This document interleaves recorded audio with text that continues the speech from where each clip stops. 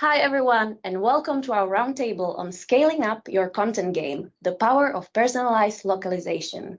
My name is Veronica and I'm a marketing specialist at Kontent.ai, and today I'll be your host.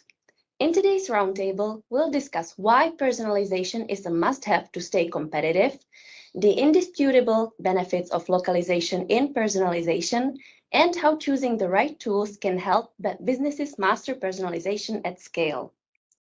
Our expert speakers will provide insights on these key topics and share their expertise with us.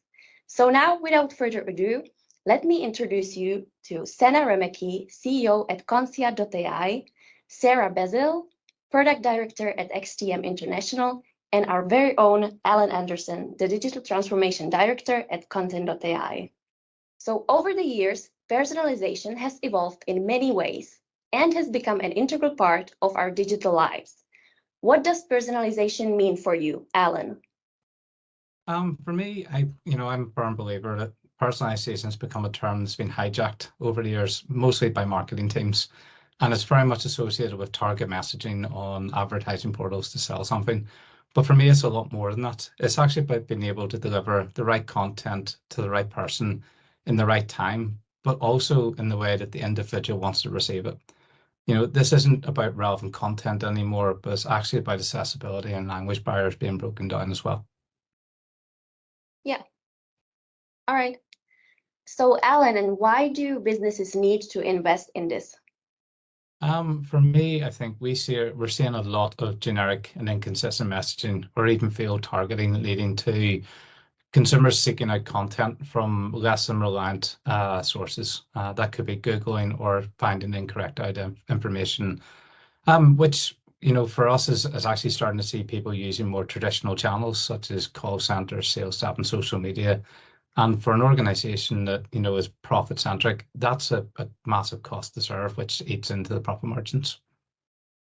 That's a really good point, Alan. I'll just jump in here quickly as well. So for me, I think the businesses or the consumer is actually expecting a certain level of service when they reach a specific channel, whether it's the website, whether it's in store. They expect you to know who they are at this point, not to be creepy and not to know kind of what you purchased, in the last website that you were at, but the last time, let's say that it's a grocery store, right? The last time I came and made a purchase online, I bought a certain set of items. So from a consumer standpoint, I expect that you're going to remember that these are the items that I bought, and I don't have to reselect all the items every single time. Maybe you have a running list of items that are most commonly purchased, based on my previous behavior. So I think it's the expectations of the customer that have now increased to a point that they just simply expect that they're going to get the experience that they deserve. So I think it's also a little bit of the millennial Gen Z mentality as well. They're digital natives, right? And they feel that, if they can get a certain experience on Amazon.com or on Google or ChatGPT now, you better be at par, if not better, especially if they've shared their data with you already. Yeah, and that also, Sana, let me also jump in here. So what you said also completely resonates with me. And I think that, as you said, even if everyone really expects personalized content and personalized messaging, I think that everybody knows by now that not everybody, like not all brands can really do it in the smart way, in the proper way. So I feel that personalization right now is also a way for brands to stand out and really to invest in ways to do it really right, because it kind of interrupts the pattern that everyone sees right now.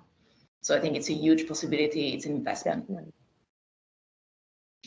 Okay, and do you feel like organizations are currently successful at executing personalization at scale? I can begin. Oh, sorry, go ahead, Sarah. Yeah, no, sorry. No, probably I can pick that up because I said in my last comment that I think not the majority of the companies don't really get it right. And I think that kind of it's now this question is kind of the perfect segue into that, because I think that really all of us really feel overwhelmed by lots of emails that land into our inbox from like people that we don't know, just because they think they're reaching out to us in the right time and with the right message, but that's not true. So I think that really we have really great brands like Amazon, for example, or Netflix. So those are really great and really understanding what you really need in the right moment, and being able to suggest what you need, even foresee what you may need, which sometimes is even scary. But there are a lot of companies out there that, in my opinion, really need to perfect that way of understanding what the user needs, and that may have different reasons. So it starts from how the data, the customer related data, is being stored and then analyzed, also what kind of tooling companies are using for customizing the message and then localizing the message into multiple markets. So definitely, I think right now we are in the perfect age with all the possible technologies that we have in our hands to really make that step forward. Makes sense. I'll add to what you're saying, Sarah, as well. I think part of the reason why companies are having a hard time doing this is because the number of channels within which the customer is now interacting with a brand has exploded. It's no longer just a single channel, like a single website. Now they're interacting with the websites and the mobile apps and kiosks and digital displays and a whole ton of other touch points. So for business to manage personalization and consistently provide an experience that makes sense for the customer throughout the customer journey has become more and more difficult because of that plurality within the channels. And then also, as the organization gets bigger, their tech infrastructure, their technology ecosystems also very broad, and you know, customer data is now siloed in a whole bunch of different places. The content that you are even showing to the customer may be in multiple content and data sources, like a product information management system and commerce engine and CMS, etc.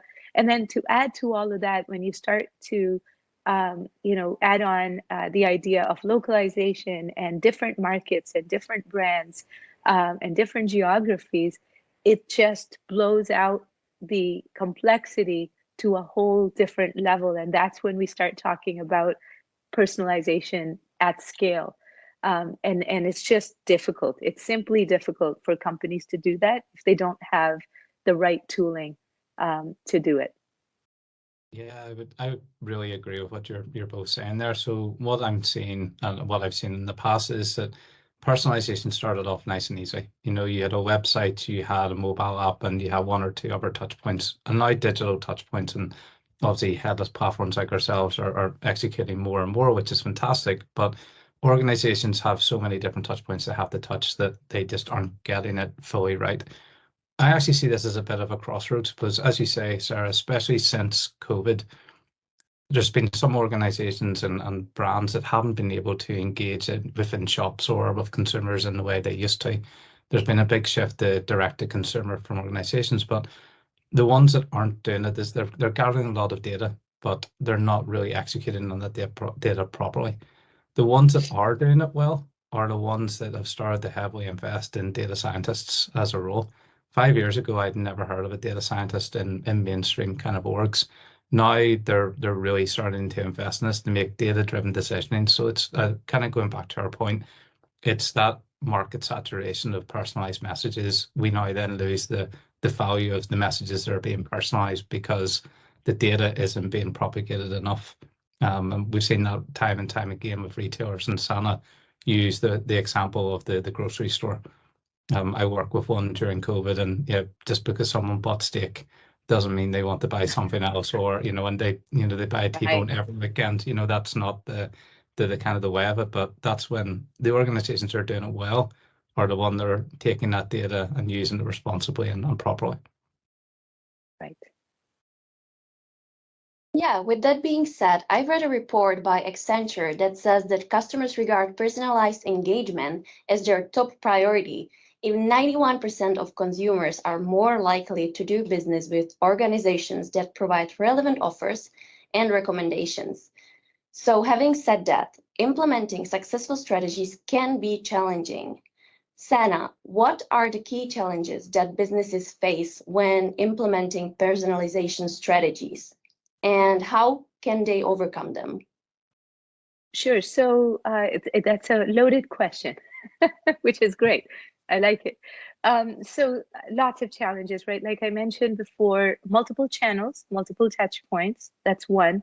Multiple data sources where the customers' information may be scattered across the organization. So the ability to bring it all together, like Alan said earlier, into a single unified customer profile. That's not an easy engagement. For some companies, that's a multi-year engagement. And then on the content side as well, now you have content that is scattered across multiple systems behind the scenes.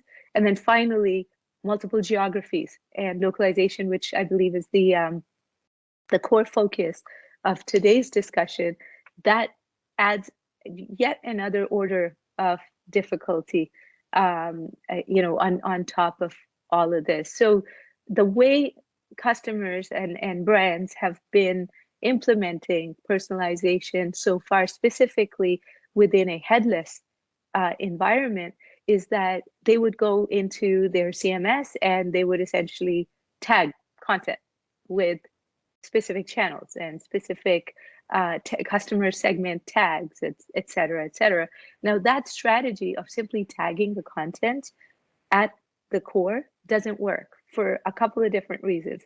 One big reason is that you're making your content context aware. And the whole idea of headless implementations is that you want to keep content completely separate from presentation or presentation logic altogether. And that's one reason why it's a big problem. It just doesn't scale, right? You can't have hundreds and thousands of tags if you have hundreds of geographies and many languages and many customer segments. You can imagine how many tags you're going to need to maintain on your content in order to make it work, right? It's just unmaintainable. That I would say is one of the biggest challenges.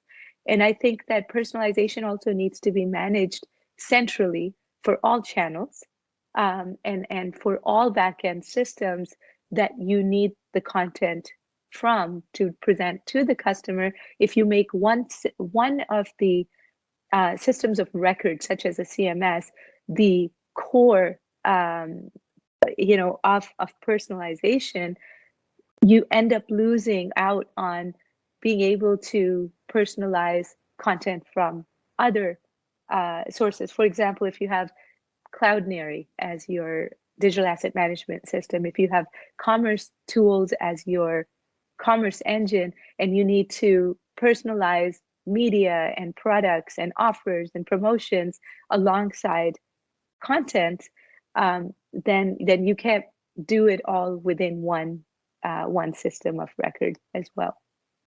Mm-hmm. Yeah, that would be my 2 cents. Jump in on that one. So I think actually you touched on a really important topic, especially around mistakes, is that, people make the mistake of, we'll just personalize the website, or we'll just personalize the silo. Going back to your first point earlier in the session, people expect personalization wherever and whatever engagement touch point they have. And one of the reasons we start seeing, it becoming unscalable is that organizations then start having different personalization strategies or none whatsoever for individual channels, which then just has this inconsistent tone of voice and engagement across all the different channels, causing confusion. That makes a lot of sense.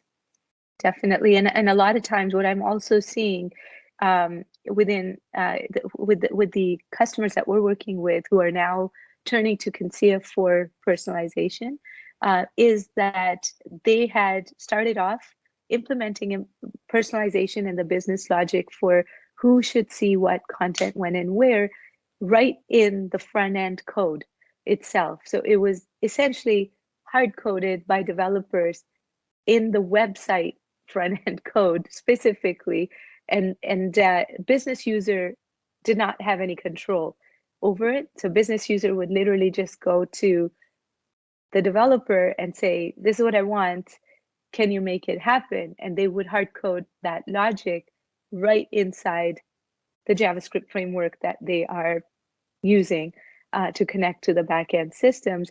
So now when you start to, like to Alan's point, if you want to implement the personalization now on native mobile application or on the kiosk or maybe even at the point of sale, right? How do you do that if you have already,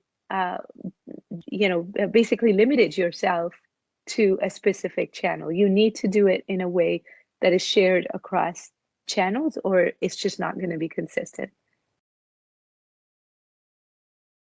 Do you have anything, Sarah, on that front? Yeah, definitely. Again, everything that you said really resonates a lot. And I always look at these things from the localization perspective, of course. And the consistency point that you raised is definitely also a point for localization. So with localization, we talked about personalization at scale. So localization also needs to be done at scale. And like the brand voice in the native language, localization also needs to have its own brand voice, depending on the channel and on the local market. So definitely it needs to be approached as a global strategy. It needs to be set as a business priority, and it needs to be really done consistently. And really here, the key is, first of all, having counting on local expertise. So really making sure that you understand your local audience, you understand what is appropriate and what resonates with your local audience. And I'm not just talking about language, I'm talking about everything that has to do with localization, like currency, images, and anything that has to do with content. And cultural influence. Cultural, yes. So, and anything that ultimately, influences the purchase decision, because ultimately this is what we're going to impact, right? So there's always a business objective related to that. So everything that can impact the purchase decision of our customers, or our cross upsell opportunities, or conversion rates, all these KPIs that every business then will analyze from a different standpoint, they are all impacted by our customers' behavior. And the only way to influence the customer behavior is the way we shape the message, and we really feel the way we make our customer feel, right? Right. Now, I have a question. Don't mean to derail the conversation, but for Sarah, from a localization standpoint, do you think that business teams need control over localization and localized personalization at the locale level? Or do you see that, global teams can manage personalization for each of the locales at a centralized level? Mm-hmm. Well, that's really a great and tricky question. So I really see the way our customers, for example, work, and that's definitely something which is managed in so many different ways, depending also on the maturity level that the company has from a localization perspective and globalization perspective. I've seen some companies running successful global and localization programs just from one central place.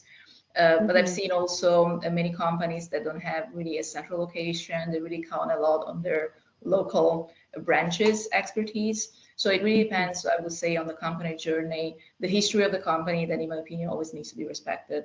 And there's never one size fits all, in my opinion. But definitely one consistent thing is that for every successful business that has a very successful localization strategy, you always have to really understand your target audience. So how you get there is really up to you. You can maybe have your centralized localization unit, and then collaborates with vendors maybe in different markets, or you can just count on your local branches and they will handle that with their relevant vendors and contacts, but the expertise needs to be there. So you really need to understand, for example, thanks to people like in-country viewers, or your internal staff, or the customer data that you collect. So you really need to understand what's the most impactful way of reaching your target audience.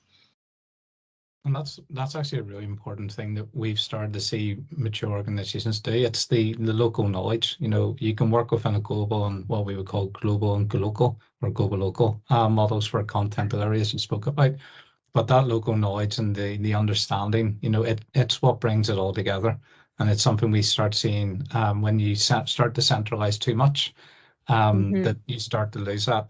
It can be something as simple as not using certain colors or using a colonial, kind of terms. I'm terrible. I'm from Northern Ireland, so our team hear a lot of Northern Irishisms that just don't resonate. But there's equal, I've seen it in the past where something that's, would be equally acceptable to me may not be acceptable in other organizations, and that's, images, content, or whatever it may be. So yeah, I think, as you said, Shannon and Sarah, that's a really important kind of hurdle that organizations need to face as they start to scale and look to personalize into these new and emerging markets for them.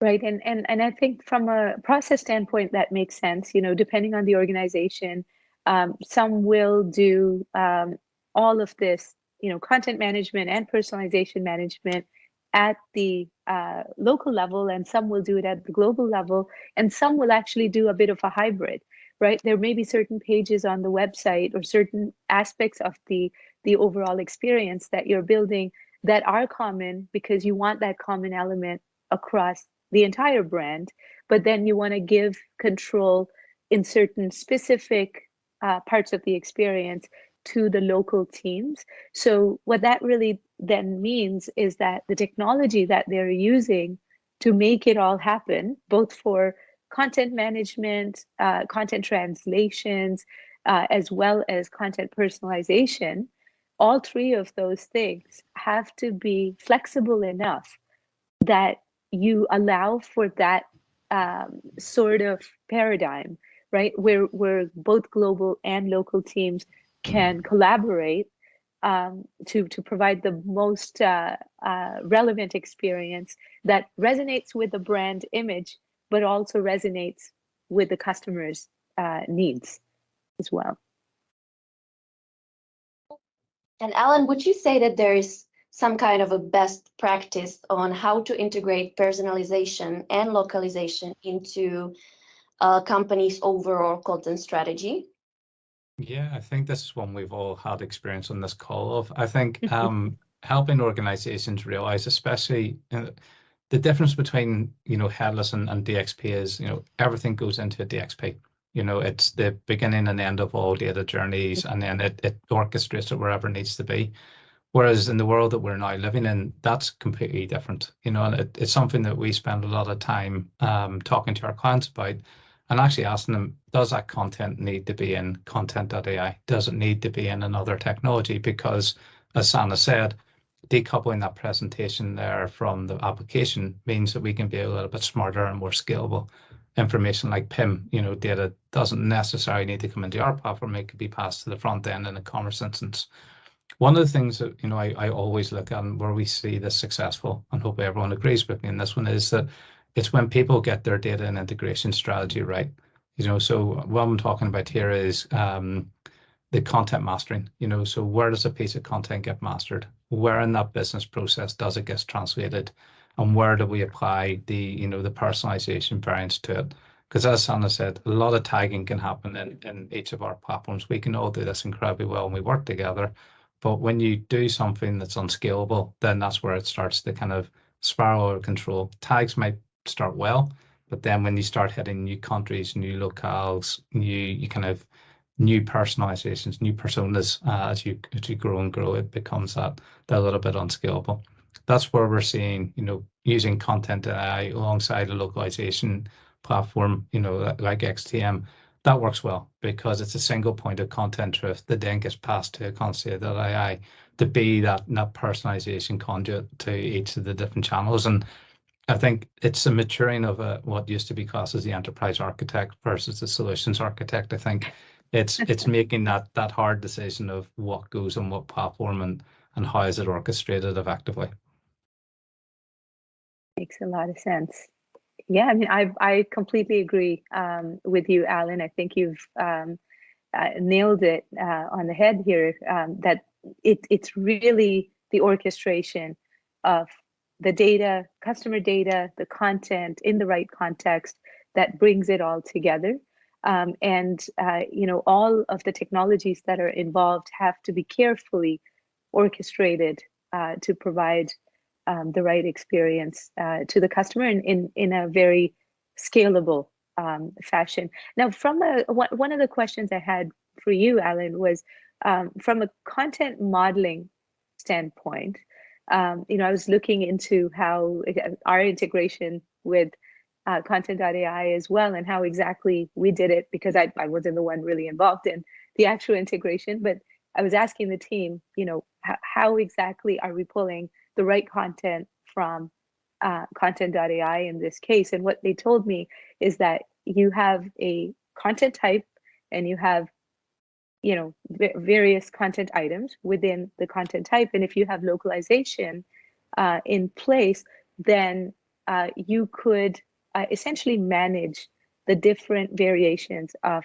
the content within Kontent.ai. Like, so something in German, something in English or French, etc. Maybe if you can speak a little bit about the capabilities within Kontent.ai for content modeling, because I think that would be very relevant.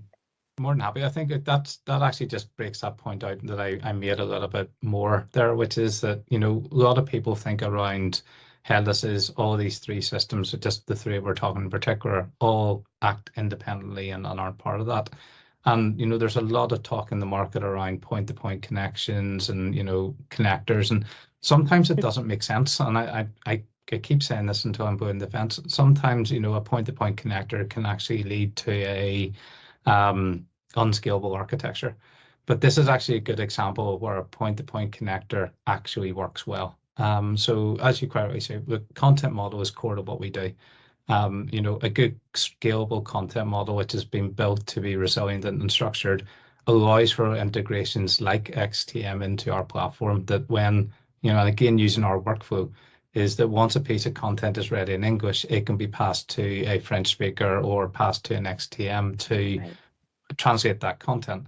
Once that's ready and then what we would call live, effectively, so your published content, that's what then can be passed to Kontent.ai to then be used in the live environment. So without going into massive amount of detail, and I could go down, the rabbit's hole on this one. Topic. Yeah, this is a great topic, as you can probably tell. But, in a nutshell, that's exactly it. That's an example of where a point-to-point connection between two platforms works well, and it supports a scalable architecture. But, we then use that kind of middleware to maybe pull content. Take commerce as an example. You don't necessarily want to be pulling in product catalogs, PIM details into Kontent.ai to then pass that out to a personalization engine like yourselves, and then out to the front end. That means you can just keep that. I hate saying this, marketers will kill me, but the marketing fluff around the product can sit within Kontent.ai. We can translate that. But then product information, size, weights, dimensions, controlled by PIM, can be presented directly to the front end. Now, the real value in that is a limitation on the amount of APIs, the limitation on the amount of data going through different data systems and different platforms and affecting that data record. So when you change something, one of the biggest things we talk about is speed of change and the ability to change that content instantaneously. And that's a real value that we've got, is that if you can change something in a PIM, it doesn't have to go through a workflow process in our platform to then get published to the front end, but also limits the amount of hands-on data as well from a security perspective and continuity as well. That resonates with me so much. I can't even explain. I call that a copy-paste problem, right? Yeah. So if you keep taking content from all these different systems and all you're just doing is copying and pasting it into one system of record, now if something changes in commerce tools as far as product information is concerned, you can't keep up with it, essentially, right? And there's a lot that can break in that process, in that translation or transmission of content from one system to another. So if each system can do what it does best, right? So for content, you're using Kontent.ai and all of the workflows associated with that particular content for translation and localization and creation and editing and publishing, etc., and keep product information where it always was, and then maybe connect to XTM for product information translation from its source rather than moving data around. Then you're presenting all of that together to the front end rather than all of these little point-to-point integrations all over the place. But I think one of the biggest challenges that you saw very well is the workflows around creating translated and localized content. That integration between Kontent.ai and XTM really solves that problem at its core for the business teams, and gives each business team, each local business team, its own autonomy, essentially, to do their own thing, rather than having to funnel everything through one central point of control, which doesn't, as you know, from a people and process standpoint, just doesn't work in some organizations as well. Yeah, and thanks for mentioning that, Sana, because you mentioned the importance of localization, right? So I think that this is really one of the top criteria, like features that companies should look for into like all this technology in general, like TMS, CMS, and like all tools involved into this big ecosystem. So Alan, for example, mentioned about the changes. So being able to make changes on the fly and then not get stuck every time there is a change request or need for changing something in the content. Well, localization, of course, needs to keep up with that. And this is the #1 struggle of like localization. Clients that have to do with localization, like we call this continuous project, and that's one of the top things that we care about when we create connectors, like for example with content as well. When there is something to translate, also content users can keep adding content to already existing projects, so that's a very important feature. But also we talked a lot about empowering local teams with decision-making power and with their own processes. Well, technology also needs to be personalizable itself. So it doesn't just need to deliver personalized content, but it also needs to really speak to each company's need and their own processes. So all this ecosystem needs to be able to deliver really the ability for different teams and branches to collaborate. So it needs to be a collaborative platform. It needs to have automated workflows, open APIs, and connectivity around the entire ecosystem. Those are really the key fundamental must-have criteria that really all businesses should look for. Yeah, and kind of bringing it back to so what, it's, if you look at all these three together, look at the pharma industry as a perfect example. A lot of this information gets stored and it's needed to be in multiple languages. And kind of that old copy paste approach, we've all been there where we've seen teams copying and pasting, expecting the emails to be read. Emails have went into spam. The website's been updated, but the contact center hasn't. But when it brings down to it, this can really damage a brand's reputation. And I think what we're talking about now is, a piece of content can be created at urgency and speed in Kontent.ai. It can automatically be sent to XTM for translation and then brought back into the system to then get pushed into Kontent.ai to do that. Personalization is a lot of things, as we talked about it. Sometimes that's just about managing the channel content so that it's personalized to the channel. It's not a long form and in message, in comparison to what you see on the website. And I think that's where we're really starting to see the business benefit of these systems connected together, and the kind of the so what. I love talking about features and functionality and how this all comes together. But for those listening today, so what? It gives your business the ability to, sometimes maintain, brand continuity and reduce the effect of any potential revenue impact on product changes or incorrect information out there in the market. Yeah, completely agree. And from the personalization standpoint as well, that same copy and paste problem that exists between systems of record, such as the PIM and commerce engines and CMSs, in a lot of approaches that are pretty popular out there in the market today, what you're doing with personalization as well is that you're copying and pasting the content essentially into the personalization engine, which again becomes, it's exactly the same problem once again, that the content is no longer fresh. You have to make sure that the content is always syncing with the personalization engine, and you're not able to access that content in real time as the content changes, especially user-generated content, right? If your content is always being added to the website or through the web channel, you want to be able to access that content from a personalization standpoint, from with the real-time APIs that are offered by the CMS, and not actually like literally copy and paste that content into yet another system and then add your personalization logic in that system. So what we try to do and what we try to propose here and advocate is keep your content and data where it is. Don't move it anywhere. Your users, your business users, have workflows within those systems of record to continuously edit and change and update the content. And personalization should sit on top of all of those systems and directly pull the right content from the right back end system based on the context of the customer, based on the locale of the customer in real time to the front end. And that reduces any sort of complexity in syncing data and breaking points all across your infrastructure as well. Wow, you guys covered like 3 questions in one. See, it's great. Yeah. Totally fine, it was great. But let's circle a bit back on how reaching a wider audience and providing a better customer experience can ultimately lead to driving growth. So how does localization and personalization affect a brand's revenue? Well, I think that the question that I have to pick up because it has to do with localization, right?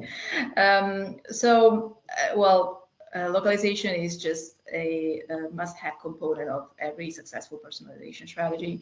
And I was talking before about some important business objectives. So I think everything needs to start with the right business objectives in mind. So whatever companies just maybe just about to start in the journey of personalization, localization, or even for mature companies, it really all starts with what problem are we trying to solve, right? So do we want to improve a specific business metric? Like, do we want to improve our conversion rate? Do we want to like grow through like new logos? Like, there can be tons of different use cases, but localization really helps achieve every single one of them. And it's just a must-have strategy for companies that would like to be successful. So localization really, I think, there are so many different reports out there and really studies that have just been proving the same for years. And I think companies that don't admit that just are blind or don't want to really listen to the trends. But I think we have really enough proofs of the fact that localized experiences like improve conversion rates up to like really high figures, like 30 or even 50%, or there is really a very high percentage of consumers, I think like 90+% in several studies, that show that users just want to purchase, like they can only make purchase decisions if they see, for example, items in the local currencies. Or the majority of consumers can be brought from end to end in their entire journey only if they are interacting with a language that they're comfortable with. So those are all really key facts that companies just need to accept, and they need to be able to have the right processes, internal know-how, and tools in place to be able to act accordingly. And we have talked a lot about the importance of personalization at scale, and also localization is part of it. But specifically when it comes to localization, I think we need to understand that right now inclusion is really a very key topic, and we need to be able to be inclusive in all our messaging in whatever language we would like to write the message into. So inclusion can just mean so many different things, and without localization there's no inclusion. So it's just a key part of that. And inclusion, like accessibility, they all need to be really part of a global strategy. And they like these things really only happen if, as I said before, you have you're lucky enough to be able to count or like on local experts, like in country reviewers or really experts on the local market, they can really advise you on what is the kind of message or what are the components that resonate with your end users. And what are the experiments that sometimes as an organization you can run to even get there. So you don't need to have the right answers from day one. Even if you would like to run personalization, localization at scale, you don't have to run the full package right away. So especially for companies that are just about to get started, I think it's really crucial to start from quick wins. So really start from what you have, start from the customer data that you have, start from the really small personalization, personalized journeys that you can achieve or afford, and then start building localization into it. So start building your own really success story inside the business, because sometimes you also need to fight for getting even like budget for running personalization or localization.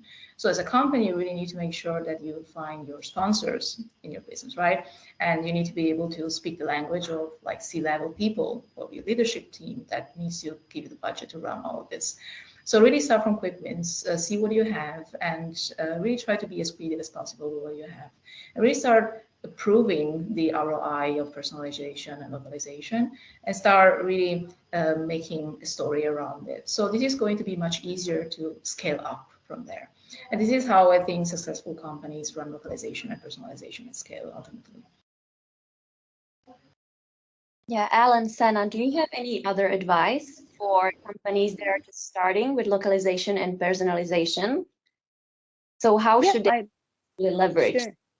Sure. So the way I think of the personalization implementation of personalization is it's really a journey, right? So you have to take some baby steps as Sarah was saying as well. You don't have to start when you have everything ready to go. Sometimes you have little bits of data on the customer. You know something about the customer, even based on their real-time context, right? So you know what they just added to cart, what they clicked on. In fact, one of the best examples I would say I have is the website Shein. I don't know if anyone has looked at that. And I was browsing through it literally the other day, and I look for a top for one of my kids, and I click on something, and immediately the search results updated to suit the style of the item that I had just selected, right? Which means that what they're really doing is they're taking the real-time context of the customer. So they may not know anything about the customer from their previous purchase history, but just the fact that the customer is clicking on a specific item or a specific category, they now know that this person is interested in this type of product, right? And based on that, they were able to change the entire website, essentially, in the entire experience. I go back to the homepage, and all of a sudden, I'm seeing items in the same category and in the same style that I had just selected from one of the category pages. So that's an example where you don't even need a lot of customer data to get started. You can look at what is in cart. You can look at what the customer just clicked on, what device they're coming in from, what location they're coming in from, what campaign that you may be running. You know, it's a Mother's Day campaign or a Father's Day campaign. You can change what the customer sees based on the context of the customer in real time. So what we say is, you know, even if you don't have your CDP fully ready to go, there's a lot you could do with personalization before completing the CDP project. Because a lot of customers are like, oh, you know, we don't have CDP there, so how can we personalize? Personalization is not just one-to-one personalization based on all of the previous purchase history and everything that you know about the customer. You can do a lot with very little. Yeah, I would massively agree with that. I think like CDP projects go on for years. In fact, I think they are the new never-ending project, because more and more data comes in, new systems come in, the data model just grows, your propensity model changes, and these things will, you know, change. You know, a lot of people will set North Stars but will never achieve them, because, you know, that's just the nature of it. But I actually think it's, for me, looking at where this all comes together is look at where it's going to make the biggest benefit to the customer. And some of the biggest use cases where I personally would see as being massive successes is actually not overly complicated, overly engineered experiences. Taking retail shopping as a good example, I've seen, a couple of brands, I'll not name them, but one analyzes your purchases and your history and identifies you as vegan or non-dairy.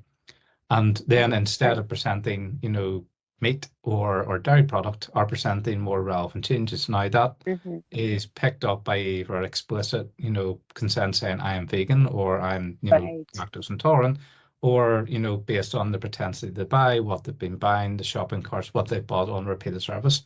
That's personalization. And, that's really important, from a, where they're going to come from.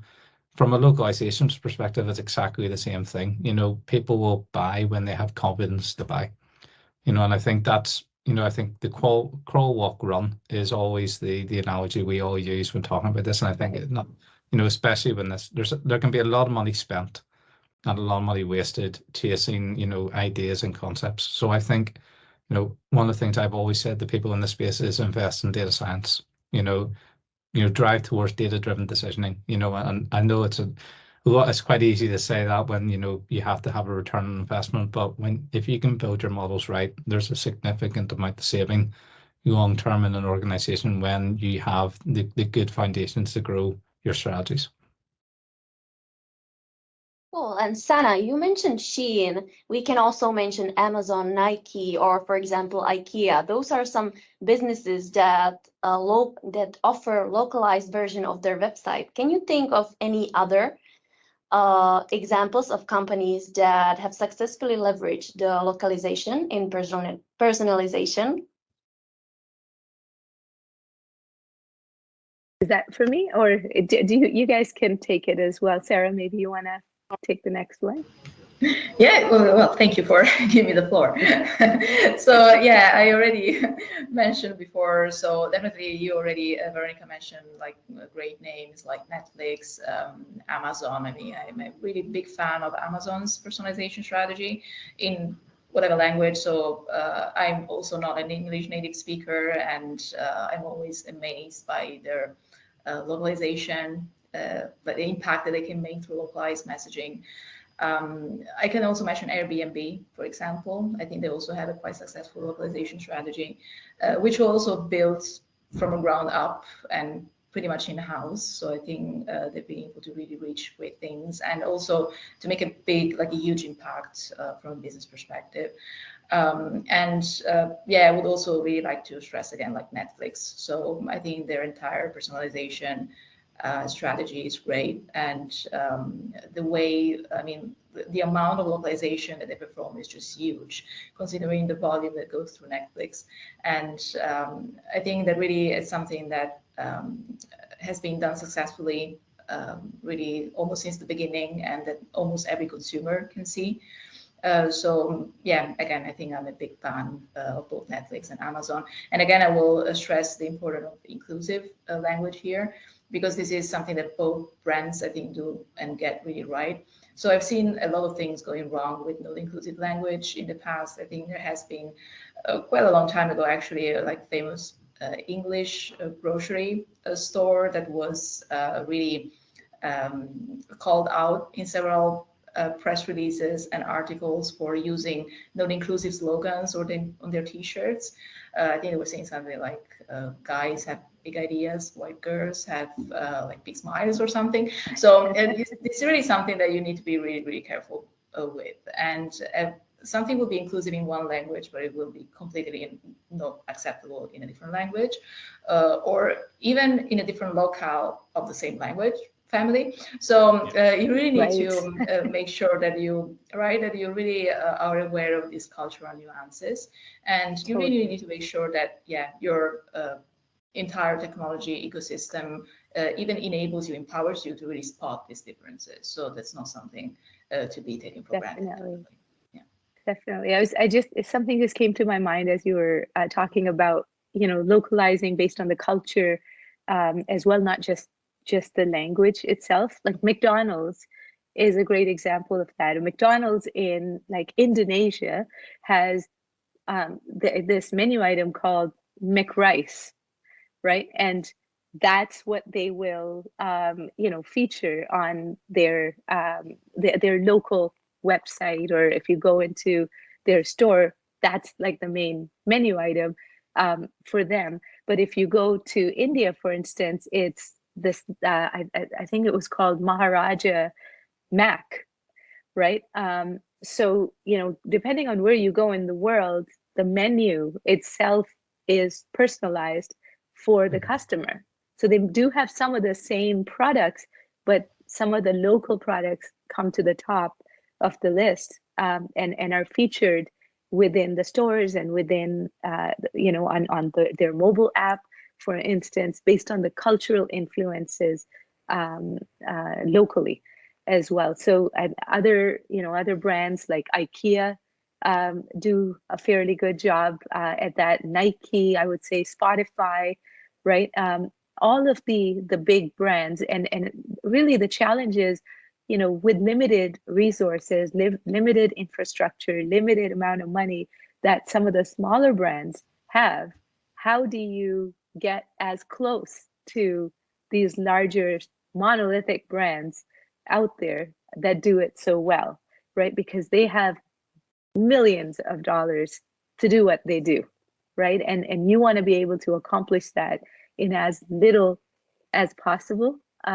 Comparatively to McDonald's, pretty much everybody is dwarfed, right? Or IKEA, or Netflix, or Spotify, or Amazon, right? So you got to find the right tooling and the right business processes so that you can optimize your implementation and not end up spending millions and millions and building massive CDPs when you could essentially use some common sense and common, local knowledge about your market to be just smart about presenting them the right content as well. So AI is great. That's what I'm saying. That I'm not saying that, not bashing AI in any way. I think we need AI, but I think that a lot can also be accomplished with common sense.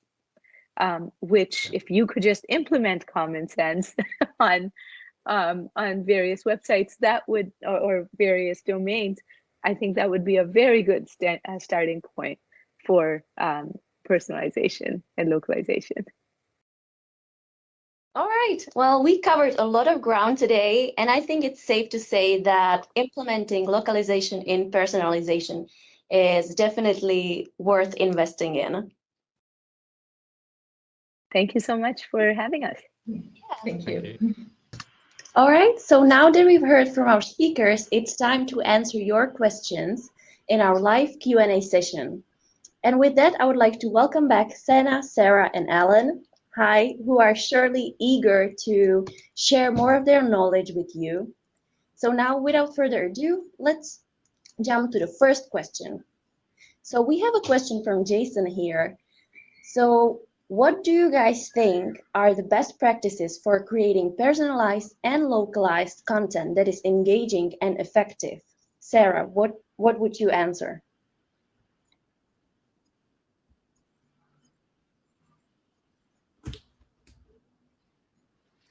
Well, I think that's a great question, first of all. Definitely there are, I think, so many different best practices. And again, so I always have this big focus on localization. I always look at things from a localization perspective. But I think that a lot of things really need to start from the content creation in the source language. So first of all, I think we need to understand that personalization, localization, and consistency are two things that can be achieved at the same time, so they are not mutually exclusive. So what it means is that, first of all, you need to make sure that you as a business, like as a company, are clear on your brand identity. And after you're clear on that, you're also able to personalize content for each local market and each channel or segment of users, but still really honoring your brand voice. So this is something which is not easy, but when done right, I think it can really help you to achieve a really successful personalization and localization strategy. And it all starts with, in my opinion, with some of the most important internationalization efforts. So when already creating your source content, you really need to make sure that you're creating something which can be localized in the first place. So make sure not to, for example, hard code anything which should be changed and adapted for local markets, or make sure that you are even using a language in your source content that is easy to localize or to adapt. I've been also working myself in different businesses from the client side, and I remember going through that process of even agreeing on product names that in English work well, but that can also easily be adjusted or translated, or it can even work untranslated in different markets. So, and there are a lot of different internationalization best practices that we can think about. So starting from there, by having a successful internationalization strategy, it will be much easier to have a really successful localization strategy as well. And of course, we have talked a lot about understanding your customers' needs, and this is only possible by having really a data-driven approach to understanding your users. So only after really making sure that you are collecting your customer data in the right way and that you are analyzing it in the right way, you can make sure that you are segmenting your customers appropriately, and then you are also crafting a message which resonates with different audiences. So always make sure that you are of course, tailoring different messages to a different type of audience. And of course, I think like anything, not just about personalization or localization, whatever you do, you really need to make sure that you are clear on the business objectives that you are achieving and if you're achieving them. So always make sure to monitor whatever efforts you are making in terms of personalization, localization, and make sure to experiment, to adjust along the way, and making sure that you are not just going blind towards the end goal, but that you are always able to Thank you so much. adjust your route depending on how your strategy is going. I think for me, it's start small and track. I think one of the biggest issues, we talked about data-driven decisioning in the webinar, but I think a lot of companies make the mistake of trying to do too many languages at once and too many variations at once. I don't know how many companies I've worked with over the years that want to do 16, 20, 32 languages, but their content's only consumed in 4.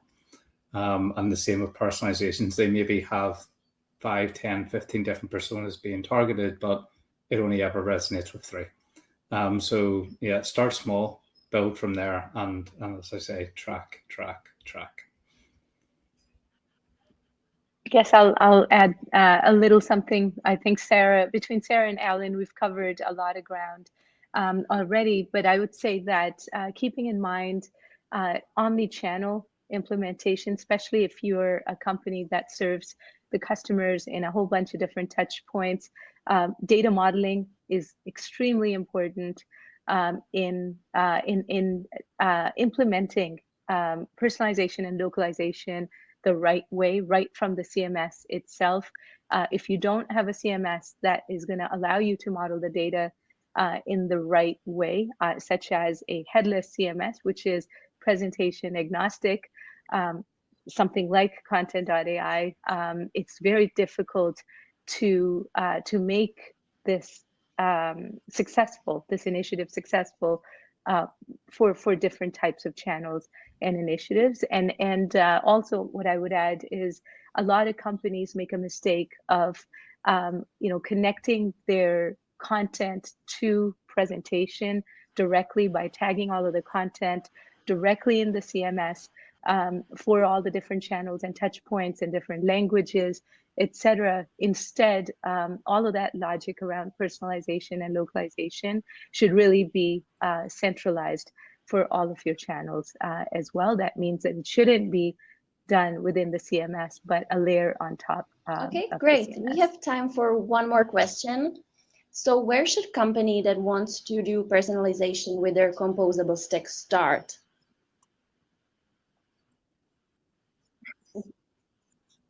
Start with Consia. I'm just kidding. Yeah. I would say Kontent.ai. Yeah. Well, I think I think if we And XDM, of take course. that, I think it actually comes back down to what we talked about, which is understanding your data model. I think before too many people rush into technology choices and technology stacks and start building without actually understanding where the data is going to be, the journey. I know that sounds boring as an answer, but it can really save you time, effort, and kind of pain and heartache further down the line if you can just get your steps in order and figure out what you're going to do. All right. So hopefully that Well, answers your we question, unfortunately ran out of time, but I would love to say thank you to all of our speakers and also to all of you who joined us for today's webinar.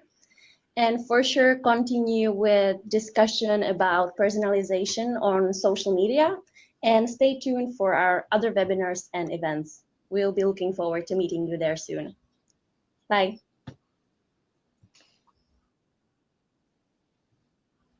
Thank you so much.